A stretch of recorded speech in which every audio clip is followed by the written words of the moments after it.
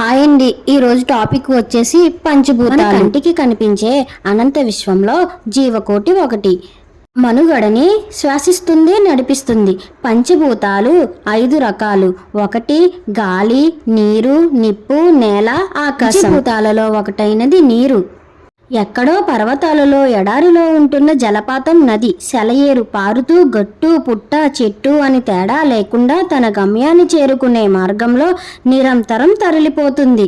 చివరికి తన గమ్యస్థానంలో కలిసిపోతుంది, రూపం మార్చుకుంటూ ఉంటుంది. రెండవది గాలి. నిరంతరం అది మనకు ప్రాణవాయువు ఇస్తుంది. ఉచ్ఛ్వాస నిశ్వాసలోని నిలిచి ఉంటుంది. తనని తాను శుద్ధి చేసుకొని ప్రపంచాన్ని శుద్ధి చేస్తుంది. మూడవది నిప్పు. ప్రపంచానికి దీపమై వెలుగునిస్తుంది, అగ్నిజ్వాలలుగా మారుతుంది. నాలుగవది నేల.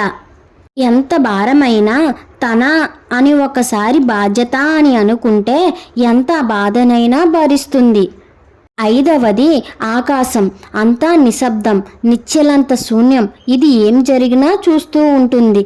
మంచి చెడు నుండి రెండిటికీ ఒకే దృష్టితో చూస్తుంది. వీటన్నిటి నుండి మనకి తెలియచేసింది ఏమిటి అంటే నీరు నుండి స్వేచ్ఛత, గాలి నుండి కదలిక, నిప్పు నుండి సాహసం వెలుగు, నేల నుండి ఓర్పు ప్రేమ, ఆకాశం నుండి సమానత మనకు తెలియచేస్తుంది. ప్రపంచంలో ఉన్న ప్రతి జీవి పంచభూతాల నిర్మితము.